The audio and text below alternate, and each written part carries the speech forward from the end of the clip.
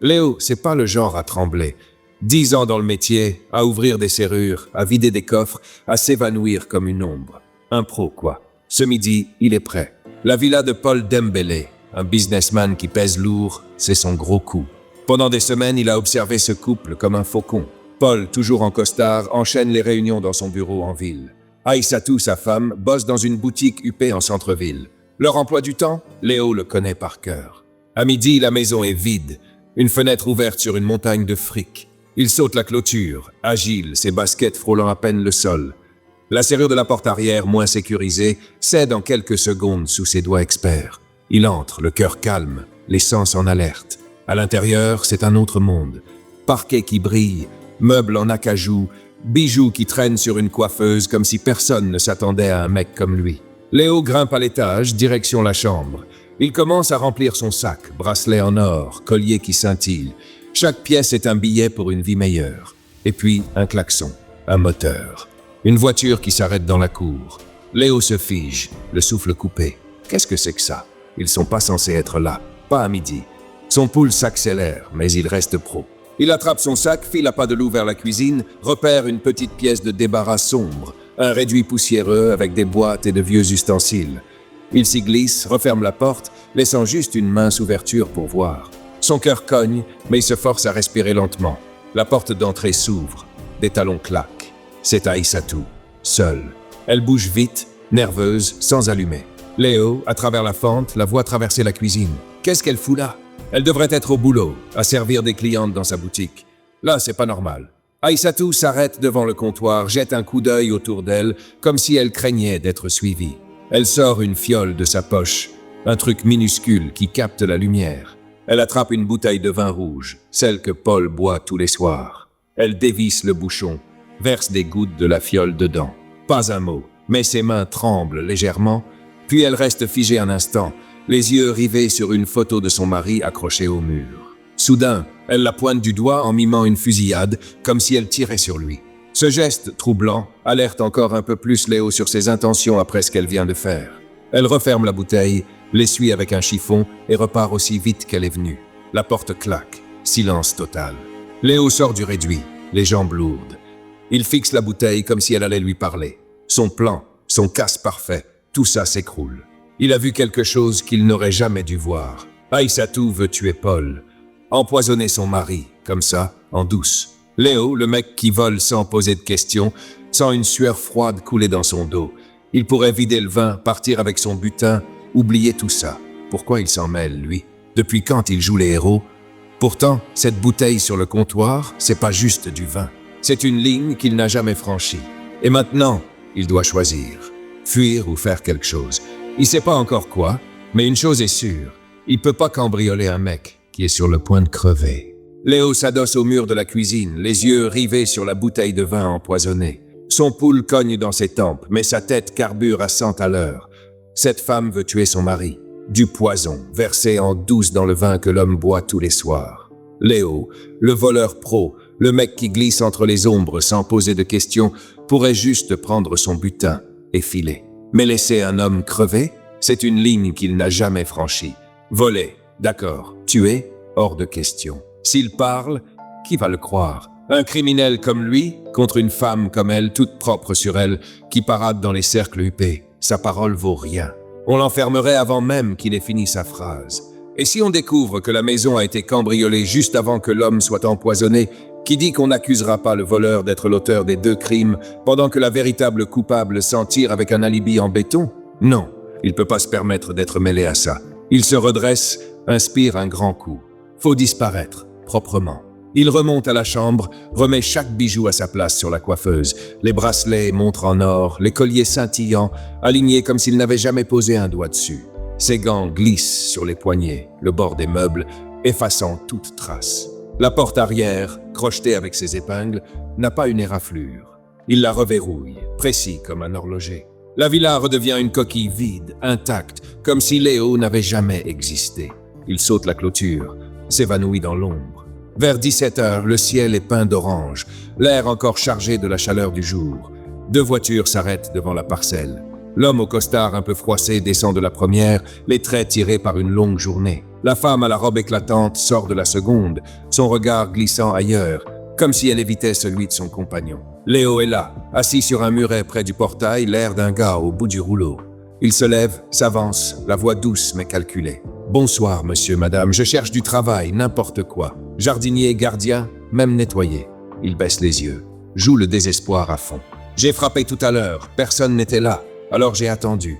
J'ai cherché partout en ville, mais vous savez ce que c'est. Trouver un boulot ici, c'est la galère. Je veux pas voler, je veux pas finir mal. Donnez-moi une chance, même balayer vos toilettes, je prends. » L'homme plisse les yeux, méfiant. Un inconnu qui surgit comme ça sent pas bon. La femme, elle, coupe net. « On n'a pas besoin de monde. Notre gardien est juste malade, il va revenir. Désolé, mais partez. » Mais Léo insiste, la voix tremblante, juste ce qu'il faut. « Vous savez ce que c'est, ici. On te traite de fainéant, de voyou, si t'essaies pas. Moi j'essaie. J'ai pris mon courage à 2 mains pour venir. Je veux travailler, pas voler. S'il vous plaît, une chance. » L'homme hésite, touché par le discours. « Attends, dit-il à sa compagne. Il a pas tort. Le gardien, on sait pas quand il revient. Laissez la maison sans surveillance, je le sens pas. Monsieur, revenez demain. On verra pour un petit boulot. » Léo s'incline, presque à genoux, les mains jointes. « Merci, monsieur, merci 1000 fois. » La femme grogne, son regard brûlant de suspicion. Léo, lui, se précipite pour ouvrir le portail, laissant les voitures entrer. Un petit geste pour se rendre utile, pour se faire bien voir. Le couple disparaît dans la villa, le portail claque. Mais Léo reste dehors, le cœur en vrac. Son objectif était de pouvoir entrer dans cette villa et commencer son service le jour même, afin de trouver un moyen d'empêcher cet empoisonnement. Mais les choses ne se sont pas déroulées comme prévu. Tout est allé trop vite. Demain, c'est trop tard. Le vin est là, prêt à tuer un homme aussi compatissant. Son plan était pourtant bien élaboré. Mais là, le temps presse, il ne peut pas attendre. Il inspire, s'avance, toque à la porte. Une voix agacée, celle de l'homme. « C'est qui ?» Léo bredouille. « C'est moi, monsieur Léo. J'ai oublié. À quelle heure demain ?» L'homme ouvre perplexe. « Entre vite !» Léo franchit le seuil, son regard balaye le salon. La bouteille de vin trône sur la table, un verre à côté. La femme, déjà assise, tient la bouteille, prête à verser. Léo improvise, la voix maladroite. « Eux aussi, je voulais savoir, c'est quoi le boulot exactement? Jardinier, gardien? Je veux être prêt, vous comprenez. » Il s'approche, un pas, puis 2, ses yeux rivés sur le vin. L'homme fronce les sourcils. « On t'a dit demain, non ?» La femme, elle, se crispe. « Pourquoi tu t'approches comme ça ?» Léo sent la tension grimper, mais il continue, balbutiant. « C'est juste. Je veux pas décevoir, je veux savoir si. » Et là, à 2 mètres de la table, il fait mine de trébucher. Un faux pas, calculé, mais crédible. Il bascule en avant, sa main heurte la bouteille. Elle vole, s'écrase sur le carrelage dans un fracas de verre et de vin rouge. La femme bondit furieuse. « Mais c'est quoi ton problème? T'es instable ou quoi? Tu poses des questions débiles et maintenant tu casses tout. » Sa voix tremble, mais pas juste de colère. Léo voit dans ses yeux qu'elle sait. Son plan vient de partir en éclats et elle se demande si cet accident était vraiment un hasard. Léo, à terre, joue l'idiot à fond, les mains levées. « Pardon, j'ai glissé, je voulais pas !» Il s'agenouille, l'air penaud, mais son cœur bat à tout rompre. L'homme, plus calme, le relève. « C'est rien, juste du vin. On en a d'autres. Mais fais gaffe, hein !» Il jette un regard à sa compagne, qui fulmine en silence, les poings serrés. « Écoute, dit-il, compatissant. T'as l'air d'avoir besoin d'aide. Tu vis où ?» Léo baisse les yeux. « Dans le quartier nord, c'est loin. Je vais rentrer à pied. » L'homme secoue la tête. « Trop loin. Tiens. » Il sort un billet de sa poche. « Prends ça pour le transport. » Léo accepte, murmure un merci, et sort. Dehors, sous la lumière d'un réverbère, il marche, un petit sourire malin au coin des lèvres. « T'as cru que t'allais le tuer ce soir? Pas sous mes yeux. Il sait qu'il a gagné une bataille. Mais demain, elle recommencera. Et lui, il sera là dans la place, prêt à jouer plus serré que jamais. » Léo traverse son quartier, un coin où les maisons ne crient ni la misère, ni l'opulence. Des gens normaux, équilibrés, qui vivent sans trop de bruit. Contre toute attente, Léo, le voleur qui jouait le gars au bout du rouleau, a une belle maison. Façade propre, jardin soigné, pas du tout l'image du type désespéré qu'il a vendu à Paul et à Issatou. Avant de rentrer chez lui, il fait un détour par un orphelinat du quartier. Une vieille dame, ridée mais digne, l'accueille avec un sourire doux. « Maman, comment vas-tu ?» dit Léo, la voix chaleureuse. À son âge, elle ne peut pas être sa vraie mère, mais c'est comme ça qu'il l'appelle, un lien profond qu'il garde pour lui. Il sort le billet que Paul lui a donné pour le transport, le glisse dans sa main. « Tiens, maman, un petit quelque chose pour vous. » Elle le regarde, touchée, mais il ajoute comme pour se justifier.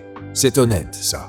Ils se disent au revoir, et Léo s'éloigne, murmurant pour lui-même « Je te donne que ce qui est propre, maman. L'argent sale, Je peux pas. Pas à toi, t'es trop pur pour ça. C'est sa règle. Il ne partage avec l'orphelinat que l'argent gagné honnêtement.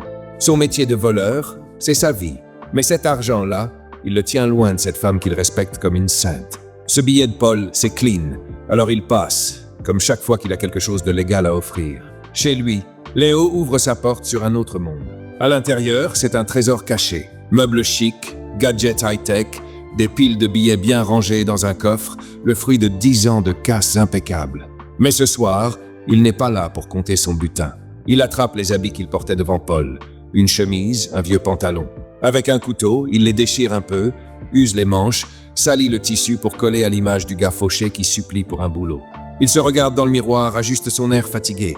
« T'es prêt ?» se dit-il, un sourire malin au coin des lèvres. Le lendemain matin, c'est le week-end. Léo arrive devant la villa, sac à l'épaule, ponctuel comme un métronome. Il appuie sur la sonnette.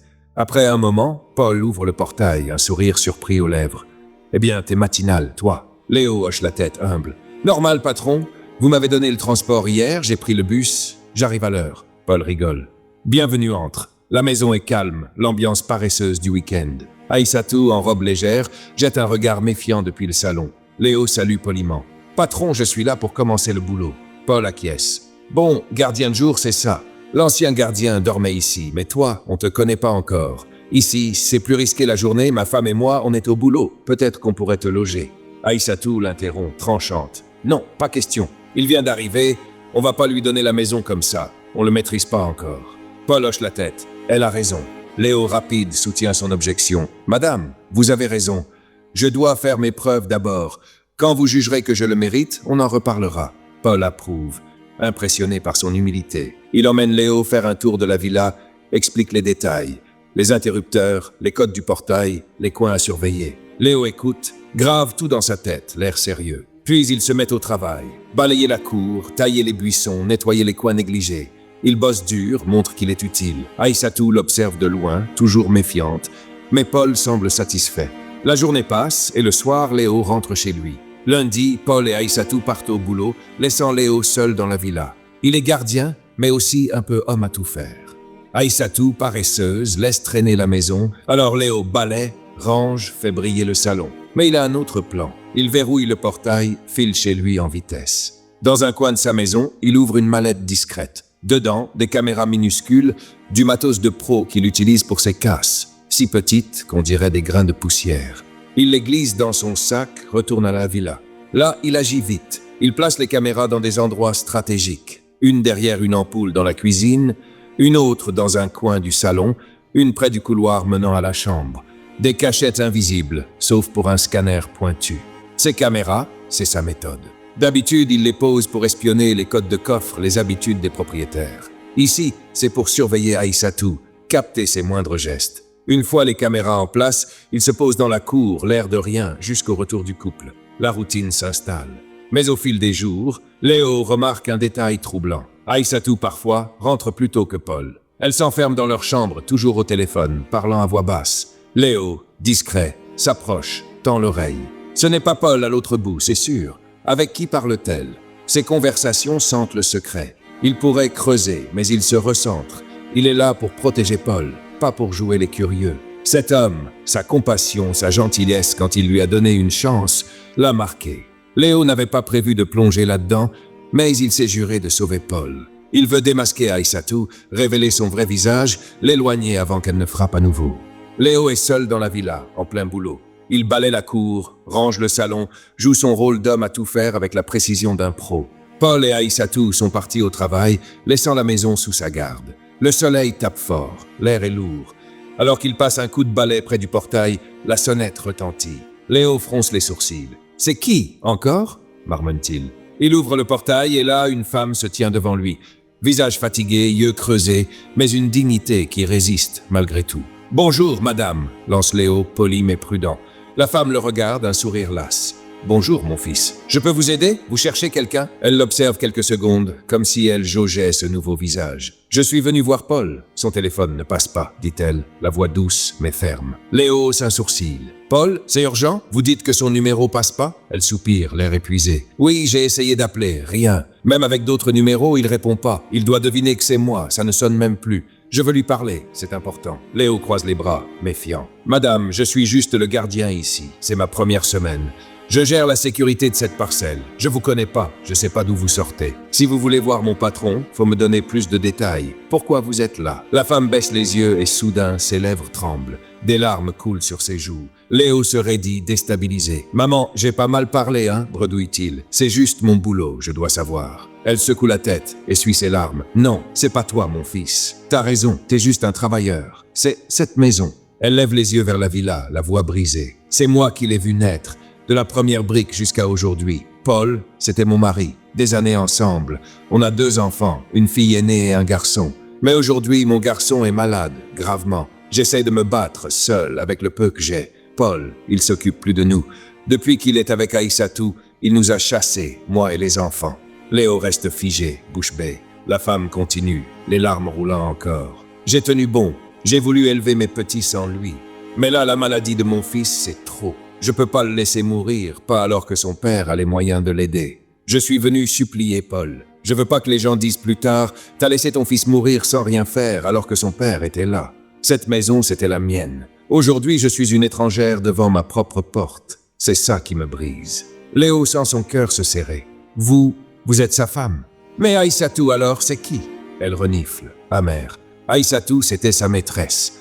Quand on était encore ensemble, elle tournait autour de lui. J'ai tout essayé pour sauver mon mariage, j'ai posé mes règles, j'ai lutté.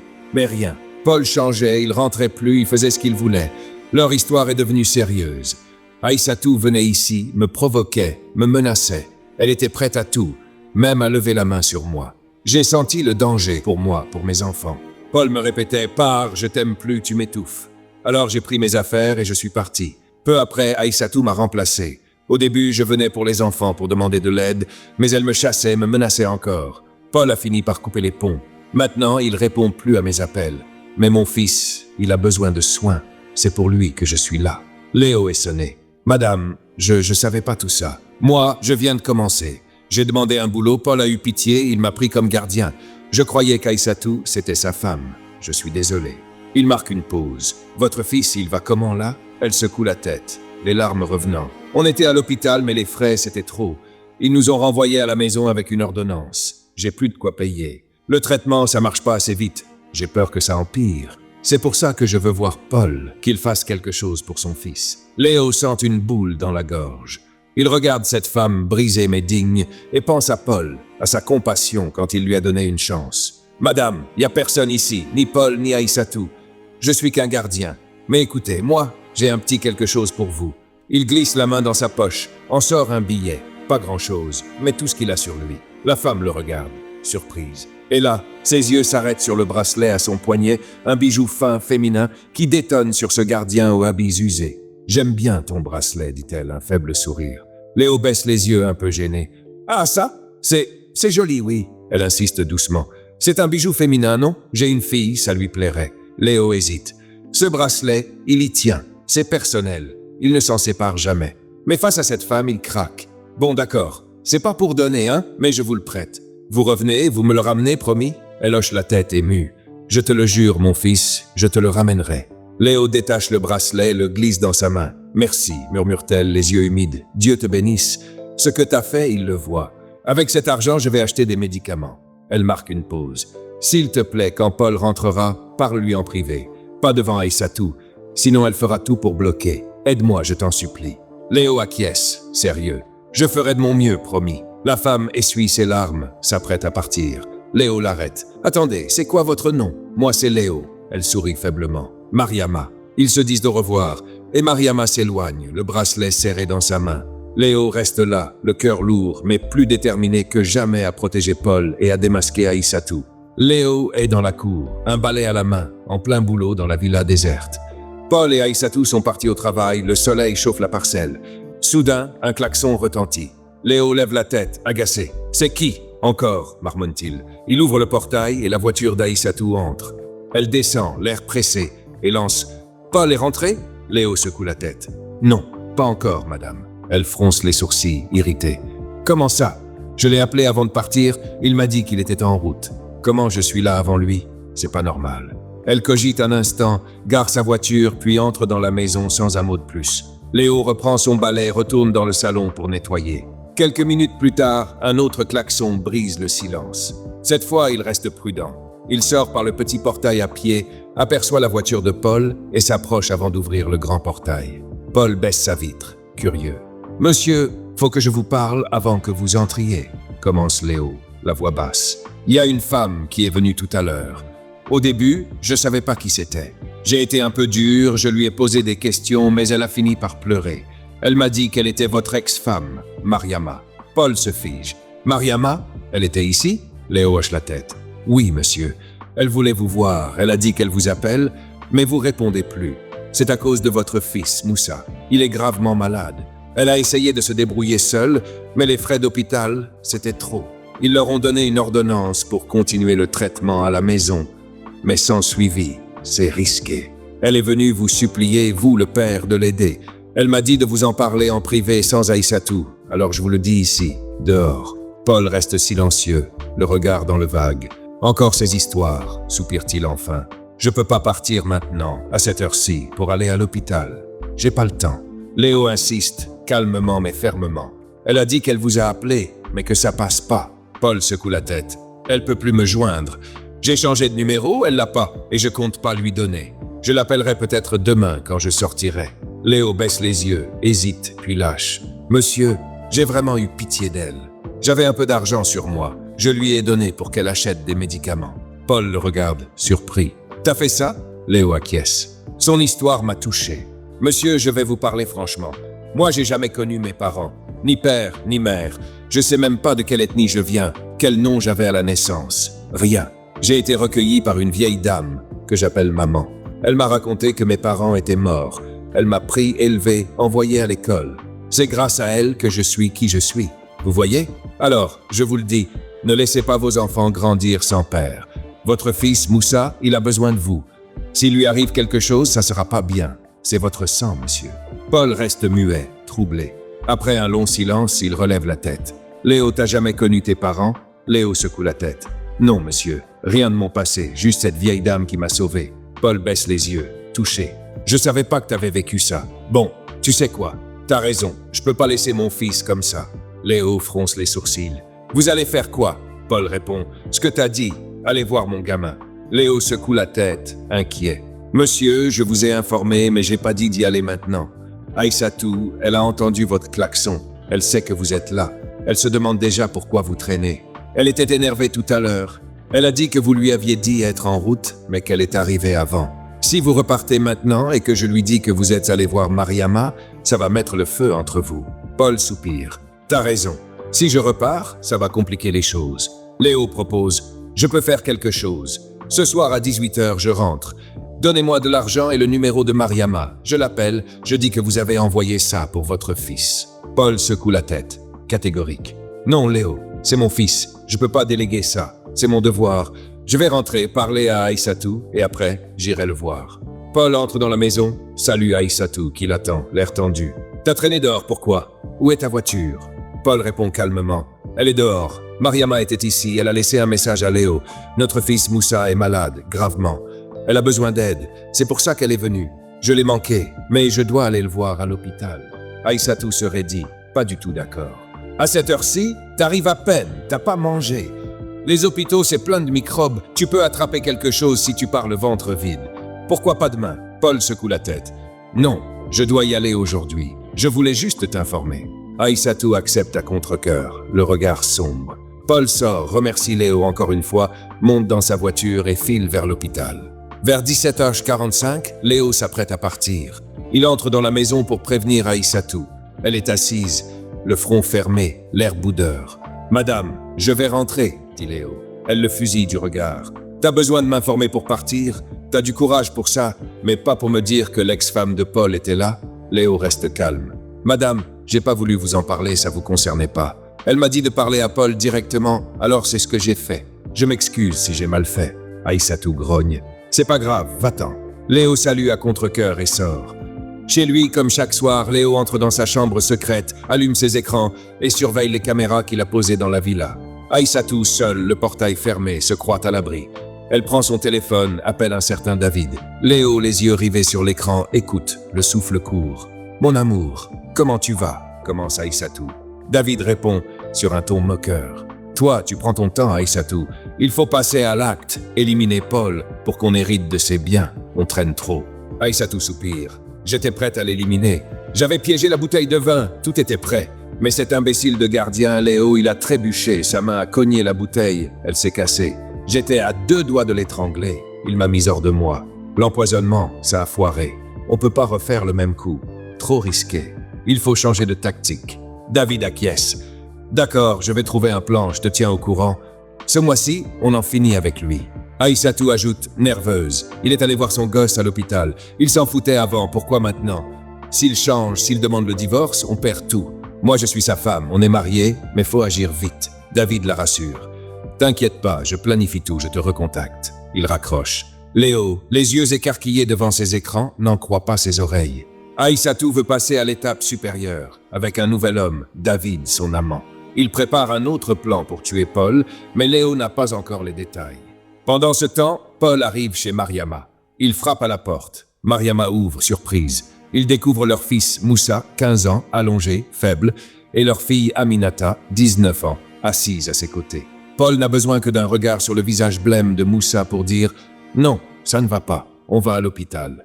Il embarque Mariama, Aminata et Moussa dans sa voiture, les conduit à l'hôpital et paie tout, le lit, le traitement, même la nourriture.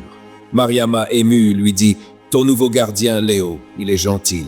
Il m'a donné de l'argent pour acheter les premiers médicaments de Moussa aujourd'hui. Que Dieu le bénisse. » Paul acquiesce, touché par les conseils de Léo et ses propres erreurs passées. Il donne plus d'argent à Mariama, lui demande de veiller sur les enfants et promet de rester en contact. Tard dans la nuit, Paul revient à la maison. Il klaxonne à plusieurs reprises, appelle Aïssatou, déjà couchée, de mauvaise humeur.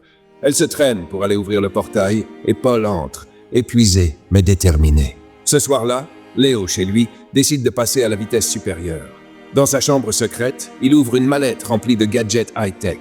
Il en sort un traceur GPS, un micro discret et quelques autres outils qu'il glisse soigneusement dans son sac. Il se prépare avec minutie, comme le voleur pro qu'il est, planifiant un coup. « Faut que je sois prêt », murmure-t-il, les yeux rivés sur son matériel. Demain, il ira plus loin pour démasquer Aïssatou. Le lendemain matin, Léo arrive à la villa très tôt, bien avant l'aube. Il entre dans la parcelle, commence ses travaux habituels. Balayer la cour, ranger le salon, l'air de rien. Aïssatou sort bientôt, pressée, sa robe impeccable. « Léo, lave ma voiture avant que je parte », ordonne-t-elle. Léo acquiesce, attrape un seau et une éponge et se met au travail. Pendant qu'il nettoie les vitres, il glisse discrètement un traceur GPS sous le châssis de la voiture et un micro minuscule à l'intérieur, bien caché. Personne ne pourrait les repérer. Il termine, essuie ses mains et retourne à ses occupations comme si de rien n'était. Aïssatou part peu après, sa voiture filant dans la rue. Paul, lui, reste à la maison ce matin-là, contrairement à son habitude. Vers midi, des klaxons retentissent devant le portail. Paul appelle Léo depuis la villa. « Ouvre, ce sont mes invités. » Léo s'exécute et à sa grande surprise, plusieurs voitures de luxe entrent dans la cour. Les occupants descendent. Des hommes d'affaires, pour la plupart des Chinois, en costume impeccable. Paul avait mentionné qu'il attendait des partenaires pour un gros contrat. Léo leur indique où garer leur véhicule dans la vaste cour de la villa. Le dernier chauffeur, un Chinois, semble avoir du mal à manœuvrer. Sa voiture risque de cogner la grille du portail. Léo s'approche, lui donne des instructions en français, mais l'homme secoue la tête, confus. Alors, à la surprise générale, Léo passe au Chinois. Tourne un peu à droite, pas trop vite, tu vas toucher la grille. Le chauffeur écarquille les yeux, suit les conseils et gare correctement. En descendant, il salue Léo, impressionné. « Tu parles chinois ?» Léo hoche la tête, un sourire modeste. « Oui, je me débrouille. » Le Chinois rigole. « C'est intéressant. Comment t'as appris ?» Léo hausse les épaules. « Il y a longtemps, dans un club. J'ai appris 3 langues, français, anglais, chinois. C'est utile. » L'homme hoche la tête, admiratif. « Pas mal. » De loin, Paul observe la scène depuis la villa, perplexe. Pourquoi Léo discute-t-il si longtemps avec ce Chinois? Est-ce qu'ils se comprennent? Il fronce les sourcils, mais ne pose pas de questions tout de suite. Les partenaires entrent, et la réunion commence dans le salon. L'ambiance est tendue. Plusieurs Chinois parlent un français approximatif, et la compréhension patine. Les termes du contrat, cruciaux, restent flous. Le Chinois que Léo a aidé murmure à son collègue qui parle un peu français, appelle leur gardien, il parle chinois couramment.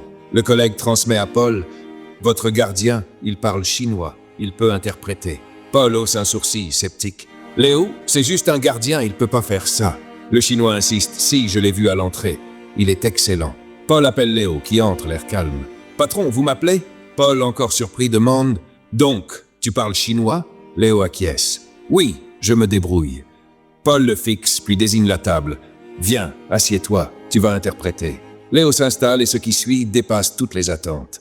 Il traduit avec une fluidité sidérante, passant du chinois au français sans hésiter, comme s'il avait parlé la langue toute sa vie. Paul, qui ne comprend pas le chinois, est abasourdi par l'aisance de Léo. La réunion, qui semblait partir pour des heures de confusion, s'achève en quelques minutes. Les termes sont clairs, le contrat signé.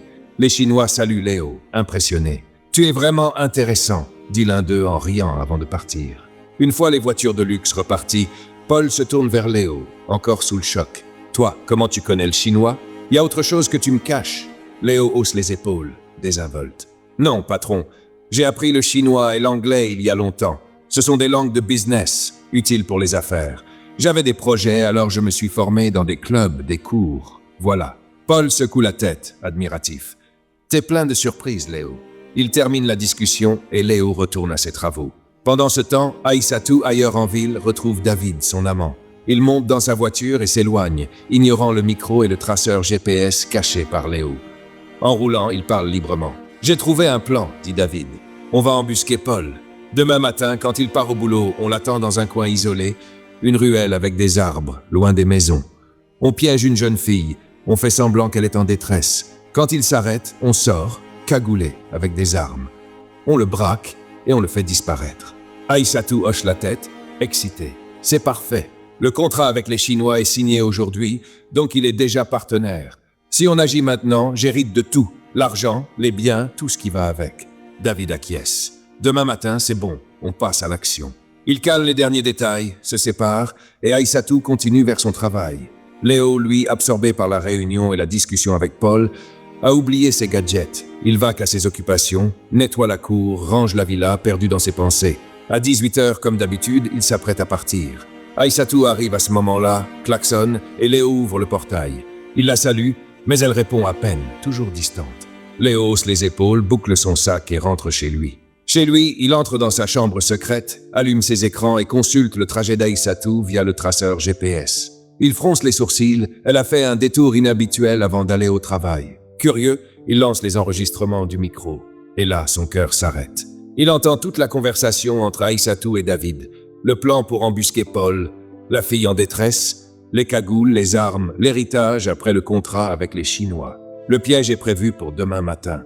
Léo, seul chez lui, loin de la villa, sent la panique monter. « Qu'est-ce que je peux faire ?» murmure-t-il, les yeux fixés sur l'écran. Il cogite, cherche une solution pour empêcher l'attaque, mais il est tard et Paul est déjà chez lui. Arrivé très tôt demain, est-ce que ça suffira? Il est perdu, le cerveau en ébullition, cherchant comment sauver Paul. Léo accélère dans les rues encore sombres, le cœur battant à tout rompre. Il sait que le piège d'Aïssatou et David pour Paul est prévu ce matin. Il arrive à la villa très tôt, juste avant l'aube, et entre dans la parcelle. À sa grande surprise, Paul est assis sur les marches devant l'entrée, l'air abattu, le visage fermé, comme enfermé dans ses pensées. Léo s'approche, un nœud dans l'estomac. « Bonjour, patron », lance-t-il, tentant un ton léger. Pas de réponse. Paul reste immobile, le regard perdu. Léo insiste, inquiet. « Qu'est-ce qui s'est passé? Y a un problème ?» Paul relève lentement la tête, ses yeux pleins de déception. « Léo, pourquoi ?» dit-il, la voix lourde. « Pourquoi tu m'as fait ça? Je te faisais confiance. Pourquoi tu m'as trahi ?» Léo perdu fronce les sourcils. « Patron, je comprends pas. Expliquez-moi, qu'est-ce qui s'est passé ?» Paul secoue la tête, amer. « C'est à toi de me le dire. Toute la vérité, Léo. Si tu parles maintenant, je peux peut-être arranger les choses. Mais si tu continues à cacher entre toi et moi, c'est fini aujourd'hui. » Léo sent une vague de panique l'envahir. « Qu'est-ce qu'il a découvert ?» se demande-t-il. « Que je suis un infiltré? Que je sais pour Aïssatou? Ou autre chose ?» Des hypothèses défilent dans sa tête, mais il reste calme en apparence. « Patron, je comprends pas. Expliquez, s'il vous plaît. » Soudain, Aïssatou sort de la maison, furieuse. Elle jette des objets aux pieds de Léo. Le traceur GPS et le micro qu'il avait caché dans sa voiture. Léo blêmit, le souffle coupé. Comment ils ont trouvé ça? Aïssatou pointe un doigt accusateur. « C'est à toi de me dire à qui ça appartient. Hier, c'est toi qui as lavé ma voiture. » Quand je suis arrivé au travail, un ami m'a dit qu'il avait détecté un traceur GPS avec un appareil qu'il utilise souvent. Ça m'a intrigué. Je lui ai dit de fouiller, et il a trouvé ce micro. T'es le seul à avoir touché ma voiture avant que je parte. Alors explique. Léo baisse la tête, honteux, le cœur lourd. Patron, c'est moi, avoue-t-il, la voix tremblante. J'ai mis ces gadgets, mais j'ai mes raisons. Laissez-moi expliquer. Paul l'interrompt glacial. Non, pas besoin, j'en ai assez entendu. Léo insiste. S'il vous plaît, écoutez-moi d'abord. Mais Aïssatou s'enflamme, coupant la parole. T'as rien à dire, ferme-la. Paul, lui, commence à douter. Un infiltré? Un espion envoyé par mes concurrents? Il se tourne vers Aïssatou. T'as appelé la police? Elle hoche la tête. Oui, il y a longtemps. Quelques minutes plus tard, des agents en civil arrivent, menottes à la main. Ils saluent Paul et Aïssatou. Aïssatou prend la parole théâtrale. Ce type, on l'a recueilli par pitié. Il est venu devant chez nous. Il a supplié pour un boulot. On l'a pris comme gardien. Moi, j'avais des doutes dès le début. Mais Paul lui faisait confiance aveuglément. Il voulait même le loger ici. Heureusement, j'ai insisté pour qu'on le teste d'abord. Et voilà qu'on trouve ça.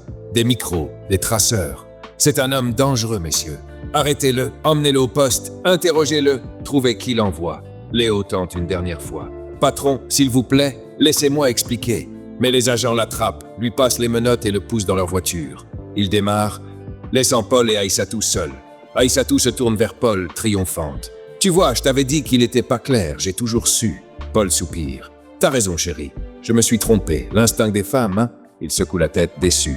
Quelques instants plus tard, la sonnette retentit. Aïssatou fronce les sourcils. C'est qui encore? Elle ouvre le portail et Mariama surgit, l'air furieux. Elle pousse Aïssatou et entre dans la parcelle, criant « Paul! Paul !» Sa voix tremble de colère et de larmes. Paul sort précipitamment. Qu'est-ce qui se passe? L'enfant, il est mort? Mariama secoue la tête, les yeux brûlants. Non, c'est pas l'enfant. Paul, qu'est-ce que tu m'as caché? Pourquoi tu m'as fait ça? Tout le mal que tu m'as déjà fait, c'était pas assez? Il fallait ajouter ça? Paul, perdu, échange un regard avec Aïssatou, tout aussi déconcerté. De quoi tu parles, Mariama? Elle brandit un bracelet, celui que Léo lui avait prêté. Tu vois ça? Explique-moi ce que c'est. Paul observe le bracelet, hausse les épaules. C'est un bracelet en or, et alors? Tu veux m'impressionner avec ça? Son ton sarcastique met Mariama hors d'elle. Paul, arrête de jouer. Aïssatou tente d'intervenir. Respecte mon mari. Mariama se retourne, furieuse. Toi la ferme. Si tu veux pas que je te règle ton compte maintenant, reste dans ton coin. Ce qui se passe, ça te concerne pas. T'as fait assez de dégâts, Aïssatou. Aïssatou, choquée, recule. Elle n'a jamais vu Mariama dans cet état. D'habitude faible et pleurnicharde, elle est aujourd'hui une tempête. C'est pas mon problème, murmure Aïssatou. Paul, gère ton histoire. Elle se retire. Mariama reprend, les larmes aux yeux. Quand je suis venu ici, j'ai vu ce bracelet au poignet de ton gardien. Je l'ai trouvé joli, je lui ai demandé. Il m'a dit que c'était important pour lui, mais il me l'a prêté pour Aminata. Il m'a fait promettre de le rendre. Ce matin, Aminata feuilletait un vieil album. Elle a vu une photo de nous, Paul, avec notre premier fils, Isaac, quand il avait 2 ans. Il portait ce même bracelet au cou. Aïssatou, depuis le coin où elle s'est retirée, intervient perplexe. C'est qui Isaac? Paul, la gorge serrée, répond « Isaac, c'était notre premier fils. À ses 2 ans, il avait disparu. On l'a jamais retrouvé. » Mariama poursuit, la voix brisée. Quand Aminata m'a montré la photo, elle a dit « Maman, ce bracelet ressemble étrangement à celui sur votre photo avec Isaac. Tu ne trouves pas, non ?» Et dès que j'ai revu la photo, je m'en suis souvenu. C'est le bracelet que tu m'avais offert lors de mon anniversaire après la naissance d'Isaac. J'ai compris pourquoi ce bracelet m'attirait tant. Ton gardien, Paul, il sait quelque chose. Vous êtes complice. Vous savez où est passé mon fils. Paul secoue la tête, sonné. Je savais pas. Et lui, on vient de découvrir qu'il avait mis des micros et un traceur dans la voiture d'Aïssatou. C'est un infiltré. Il est venu pour une mission. Aïssatou, revenu dans la conversation, ajoute « Il est sûrement lié à celui ou ceux qui ont volé votre enfant. » Paul fronce les sourcils, réfléchit. Mais vu son âge, il devrait être soit enfant ou pas encore né à cette époque. Mariama et Paul se regardent, les pensées en vrac. Et s'il était Isaac, murmure Mariama. Comment il s'est retrouvé ici? Est-ce qu'il sait qu'on est ses parents? Est-ce qu'il est venu pour se venger, croyant qu'on l'a abandonné? Les hypothèses fusent dans leur tête. Aïssatou tente d'intervenir, mais Paul et Mariama la coupent en cœur. Toi, tais-toi, va là-bas. Aïssatou se retire, vexée, et comprend qu'elle ne fait vraiment pas partie de ce chapitre énigmatique. Paul et Mariama, seuls, continuent à cogiter, bouleversés par l'idée que Léo pourrait être leur fils perdu, Isaac, revenu par un hasard troublant, ou un retour calculé. qui cache peut-être quelque chose de bien plus grave. Aïssatou se retire dans la maison, comprenant que la confrontation entre Paul et Mariama ne la concerne pas.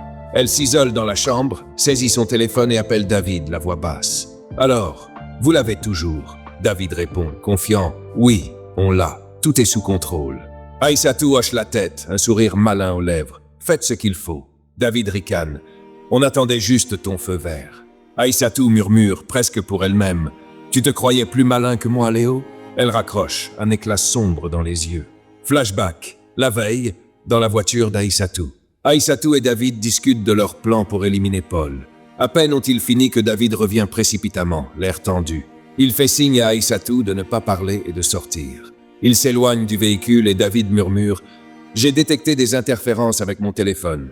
Ta voiture est sous écoute. Il y a un traceur GPS et un micro dedans. » Aïssatou écarquille les yeux. « Impossible.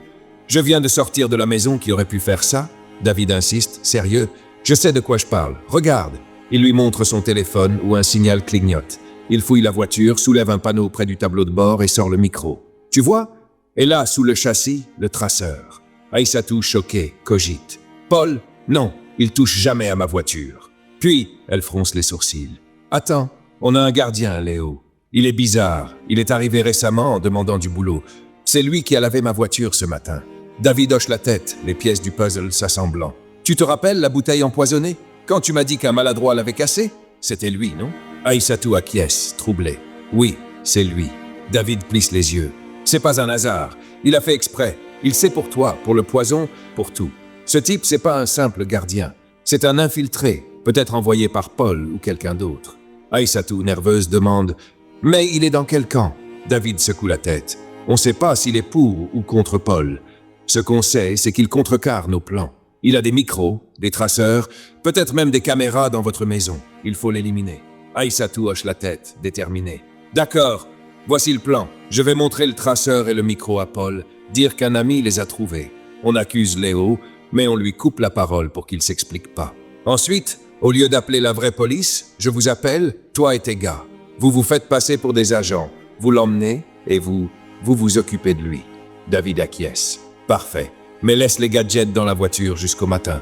S'il vérifie à distance, il faut qu'il pense que tout va bien. Demain, avant qu'il arrive, tu les sors et tu les mets devant lui. Ils se séparent. Le plan scellé. » Fin du flashback. Dehors, Paul et Mariama continuent de cogiter, bouleversés par le bracelet. Paul, la voix tremblante, dit « S'il est vraiment Isaac, notre fils, il faut qu'on comprenne. Pourquoi ces micros, ce traceur? Est-ce qu'il sait qui on est ?» Mariama acquiesce, les larmes aux yeux. « C'est pas un hasard. Ce bracelet, il l'avait au poignet comme Isaac au cou. On doit parler à Léo. » Paul sort son téléphone et appelle le commissariat. « Bonjour. On vous a appelé tout à l'heure pour un suspect, notre gardien. Vos agents l'ont emmené. On a des questions. On pense qu'il pourrait être quelqu'un d'important. Ne l'enfermez pas tout de suite. » L'agent, confus, répond « Monsieur, on n'a reçu aucun appel et nos agents n'ont arrêté personne ce matin. Aucun déplacement. » Paul, troublé, raccroche et se tourne vers Aïssatou, qui sort de la maison. « Tu as appelé la police, non? Ils disent qu'ils n'ont rien reçu. » Aïssatou balbutie, nerveuse. « Mais j'ai appelé. Tu as vu les agents. » Paul, furieux, insiste. « Quelle police? Mariama, toi et moi, on monte dans la voiture. Si t'es complice de quelque chose, on va à la vraie police. » Aïssatou, paniqué, avoue. « D'accord, je dis la vérité. J'ai pas appelé la police. J'ai appelé des gens qui interrogent bien, qui font du beau travail. Je me suis dit que la police, ils allaient juste l'enfermer, pas chercher la vérité. » Paul, hors de lui, crie « Qui sont ces gens? Tu les connais comment? Montre-les-moi. » Aïssatou, acculé, murmure « D'accord, on y va. » Paul et Mariama montent dans la voiture, Aïssatou avec eux, en route pour l'endroit où David et son équipe ont emmené Léo. Aïssatou sait que David est bien équipé et elle improvise, pensant qu'une fois sur place, il pourrait se débarrasser de Paul, une pierre deux coups. Pendant ce temps, Léo est au bord d'un fleuve, entouré de David et de ses trois complices. Il lui enlève les menottes, mais l'ambiance est lourde. David ricane. « T'as été brave, monsieur. T'as essayé de nous mettre des bâtons dans les roues, mais aujourd'hui, c'est fini pour toi. » Léo, désespéré, tente de s'expliquer. « Non, s'il vous plaît, pourquoi vous faites ça? J'ai fait quoi? » David, menaçant, répond « Toi, t'es qui? Des micros, des traceurs. T'es là pourquoi? Dis la vérité, t'es déjà mort. » Léo, le dos au mur, avoue « Je suis un voleur professionnel. J'étais venu pour cambrioler la villa, mais la femme, Aïssatou, est rentrée tôt. Je me suis caché et j'ai vu qu'elle mettait du poison dans le vin. J'ai compris qu'elle voulait tuer son mari. Je suis voleur, pas tueur. Je pouvais pas laisser ça arriver. Si Dieu m'a fait voir ça, c'est pour que je fasse quelque chose. David ricane. Toi, tu parles de Dieu? T'es voleur. Et tu veux la rédemption? Pas de paradis pour toi, mon frère. Léo insiste. J'ai mon code. Je tue pas. Si j'étais parti avec le butin, on m'aurait accusé du meurtre. Le vrai coupable se serait tiré. J'ai infiltré la maison pour protéger cet homme. Il a été gentil avec moi. Il m'a donné une chance. J'ai voulu aller jusqu'au bout. David secoue la tête. Trop tard, t'es fini. D'où viennent ces gadgets? T'es pas un simple gardien. Léo répond. Je les ai achetés en Chine. Je voyage là-bas, je fais du business. J'ai passé des années en Chine. J'ai appris le chinois, les arts martiaux, le kung-fu. David et ses complices se regardent, soudain tendus. Du kung-fu? Murmure l'un d'eux, chargeant son arme. Léo, sentant l'ouverture, sourit. Chine, kung-fu, mâchoire fracassée, tu vois ce que je veux dire. Avant que David ne réagisse, Léo bouge avec une rapidité fulgurante. Il arrache l'arme à David, le prend en otage et pointe le pistolet sur sa tempe. « Dites à vos gars de poser leurs armes, crétins !» crie-t-il. Les complices hésitent, mais Léo arme le pistolet. David, paniqué, hurle « Posez les armes !» Ils obéissent, puis Léo leur ordonne de les balancer dans le fleuve. Léo, à son tour, jette celle de David à l'eau et relâche son otage. « T'es foutu !» grogne David. Léo sourit. « T'es sûr ?» Les complices se jettent sur lui, mais Léo, expert en kung-fu, les neutralise en quelques coups précis. Poings, pieds, mouvements fluides. Il les met à terre, les attache avec des cordes trouvées dans leur véhicule et les traîne près de la voiture. Il s'assoit à côté, attendant calmement. Il sait qu'Aïssatou finira par venir. Le téléphone de David sonne. Léo regarde. C'est Aïssatou. Réponds, ordonne-t-il. Dis que t'es OK, que je suis neutralisé et que vous l'attendez. Si tu déconnes, t'es dans le fleuve. David, attaché, obéit, la voix tremblante. Tout est OK. La cible est neutralisée. On t'attend. Aïssatou répond. J'arrive. Léo reprend le téléphone, se poste près du véhicule et attend, prêt à affronter Aïssatou, tandis que Paul et Mariama approchent avec elle, ignorant tout du piège. Lorsqu'ils descendent de la voiture, ils remarquent immédiatement une atmosphère inattendue. Paul, intrigué, demande « Mais qu'est-ce qui se passe ici ?» À ce moment, Léo se lève. Il se rapproche avec un air confiant, très différent du gardien à l'air poli et faible qu'il avait chez lui. Désormais, devant lui se tient l'expert criminel, le voleur professionnel. Il faut demander à ta femme. C'est elle qui a orchestré tout ça. Paul se tourne vers Aïssatou, confus. Mais Aïssatou, de quoi est-ce qu'il parle? Aïssatou fait mine de nier. Léo intervient fermement. « Hé, madame, calmez-vous. Moi, je suis venu chez vous, j'avais un objectif. » Paul insiste. « Quel objectif ?» Léo répond calmement. « Normalement, je ne fais pas ça. En vérité, je m'étais introduit dans votre maison pour voler. Je suis un voleur professionnel. Avant ça, j'avais mené des enquêtes, espionné votre emploi du temps. Je savais que toi, tu partais au travail et qu'elle allait à la boutique. Ce jour-là, quand je suis entré dans votre maison, je ne m'attendais pas à ce que ta femme revienne plus tôt. Je me suis caché et je l'ai vue mettre du poison dans le vin rouge. Et là, j'ai compris qu'elle voulait t'assassiner. Moi, j'ai un code d'honneur. Je vole, mais je ne tue pas. Et je vole seulement les hommes riches comme toi. Voilà pourquoi, quand j'ai vu ça, j'ai décidé de faire quelque chose. » Mariama explose, choquée. « Quoi? Tu voulais tuer le père de mes enfants? Toi ?» Paul et Léo tentent immédiatement de la calmer. « Calmez-vous d'abord, madame. Je finis. Voilà pourquoi je suis revenu plus tard en demandant du boulot. Ce jour-là, si tu n'avais pas accepté que je travaille pour vous, je ne sais même pas si tu serais encore vivant aujourd'hui. C'est ton bon sens? Ta pitié envers ma situation qui t'ont sauvé en quelque sorte. Parce que si elle a hésité à faire autre chose, c'est peut-être à cause de ma présence. Mon véritable objectif en revenant était de te protéger. Je voulais te permettre de découvrir toi-même qui était réellement ta femme, mais je n'avais jamais trouvé l'occasion de te le dire clairement. En travaillant avec vous, je me suis habitué à cette vie. J'avais même mis des caméras et des micros dans la maison. C'est comme ça que j'ai récemment découvert leur plan. Ils avaient prévu aujourd'hui de te tendre une embuscade pour t'assassiner. J'ai placé le micro et le traceur dans la voiture après avoir entendu ta femme discuter avec son complice, ce faiblard que j'ai neutralisé avec ses hommes. Mais bizarrement, ils ont découvert les gadgets et je suis sûr que c'est eux qui l'ont aidé.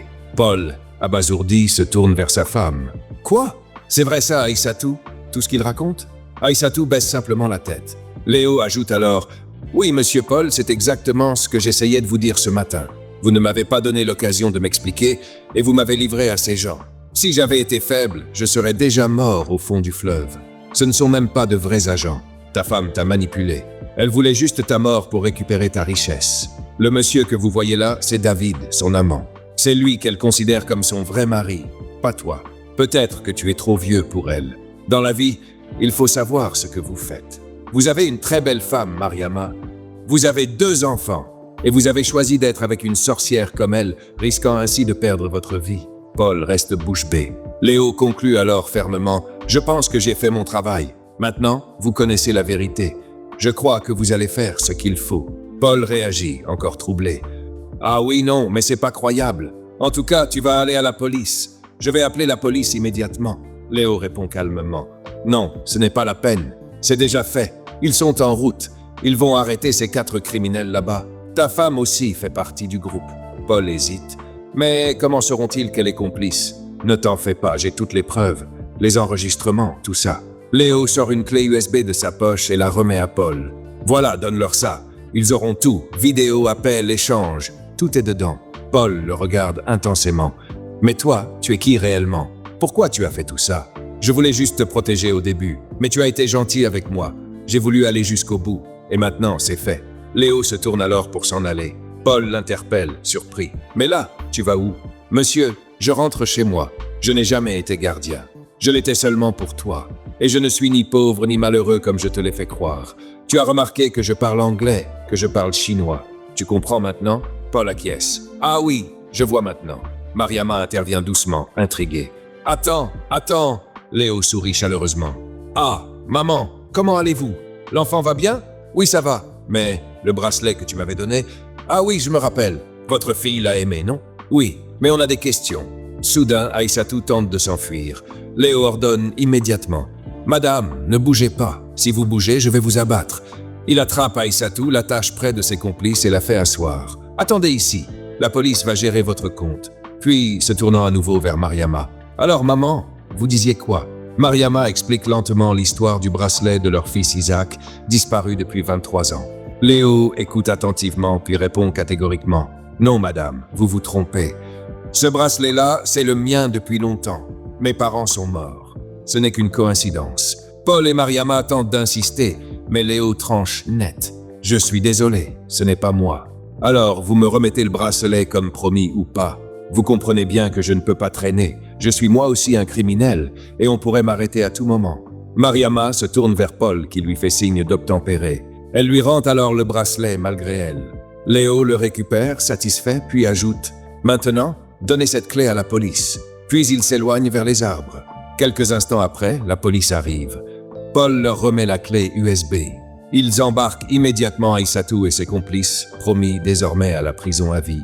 Mariama reste assise près du fleuve, pleurant doucement, consolée par Paul, tandis que Léo disparaît définitivement dans l'ombre, emportant avec lui ses secrets. Après les bouleversements du fleuve, Paul et Mariama quittèrent les lieux dans un silence ému. En rentrant chez Mariama, Paul sentit une profonde culpabilité monter en lui. Arrivé devant ses enfants, ses yeux s'humidifièrent, réalisant tout ce qu'il avait failli perdre. Ce soir-là, après avoir longuement demandé pardon à Mariama et aux enfants, Paul leur proposa de revenir vivre à la maison familiale. Mariama accepta avec émotion. Le lendemain, déterminé, Paul organisa lui-même leur retour dans leur ancienne demeure. Quant à Aïssatou, David et leurs complices, ils furent rapidement jugés. Paul, grâce à son influence, veilla personnellement à ce qu'il soit condamné à perpétuité. Quelques jours après, dans son appartement, Léo était assis pensivement, fixant son bracelet. Les paroles de Mariama hantaient son esprit. Serait-il vraiment Isaac, cet enfant perdu il y a 23 ans? La question le tourmenta si profondément qu'il décida d'aller voir celle qu'il considérait comme sa mère adoptive, maman Esther, la vieille dame qu'il avait recueillie à l'orphelinat. Face à elle, Léo, avec une sincérité bouleversante, raconta tout. Son passé de voleur, ses raisons de voler uniquement les puissants, et surtout les événements récents qui l'avaient mené à sauver Paul, potentiellement son véritable père. La vieille dame écouta avec attention, puis leva lentement les yeux au ciel, en signe de gratitude. « Maman, pourquoi remercies-tu le ciel ?» interrogea Léo. « Parce que le moment que j'ai toujours espéré est enfin arrivé. Il y a certaines vérités que je t'ai cachées, mon fils. Maintenant, il est temps que tu rencontres ces personnes pour en avoir le cœur net. » Léo hésita, confiant qu'il prévoyait de partir en Chine pour éviter des ennuis judiciaires. Mais maman Esther insista doucement. « Si tu me considères vraiment comme ta mère, emmène-moi voir ces gens. J'ai besoin de leur parler, mon fils. » Il céda à sa requête. Lorsqu'ils arrivèrent chez Paul, ce fut la fille aînée qui leur ouvrit la porte. Léo fut soulagé de voir la famille réunie à nouveau. Paul et Mariama sortirent précipitamment en apprenant sa présence. Les retrouvailles furent émouvantes mais courtes, car maman Esther prit rapidement la parole. Elle leur expliqua brièvement comment, il y a 23 ans, un inconnu, visiblement troublé, lui avait signalé la présence d'un bébé abandonné près d'une poubelle. Lorsqu'elle trouva l'enfant, son apparence soignée l'avait tout de suite frappée. Ce bébé n'était clairement pas issu d'un milieu modeste. Autour de son cou, le fameux bracelet. Elle l'avait gardé précieusement avec une photo du bébé prise ce jour-là, espérant secrètement retrouver un jour ses vrais parents. Elle sortit alors la photo et la tendit à Mariama. À peine celle-ci l'avait-elle vue qu'elle éclata en sanglots. « Mon Dieu, c'est Isaac !» Mariama courut dans sa chambre et revint avec de vieilles photos de famille. La ressemblance était indéniable. Les mêmes traits, le même collier. Léo comprit alors pleinement l'ironie du destin. Il était entré dans cette maison pour voler, mais son instinct lui avait fait sauver celui qui était son père biologique. Submergé d'émotion, il se leva et prit Mariama dans ses bras. « Maman », murmura-t-il, la voix étranglée par l'émotion. Paul, les yeux humides, les rejoignit dans cette étreinte, ainsi que leurs autres enfants et maman Esther. C'était enfin la réunion tant espérée. Quelques heures après ces retrouvailles bouleversantes, Léo prit finalement la parole. « Je suis heureux d'avoir enfin retrouvé mes racines. Mais à cause de mes erreurs passées, je dois partir quelque temps, loin d'ici. Je veux changer de vie, mais je dois d'abord me faire oublier. Je vais retourner en Chine pour 1 an. Ensuite, je reviendrai auprès de vous. » Mariama tenta de le retenir. « Mais tu ne peux pas rester avec nous dès maintenant ?»« Pas encore, maman. Mes anciens actes me rattraperaient. Je dois partir pour mieux revenir.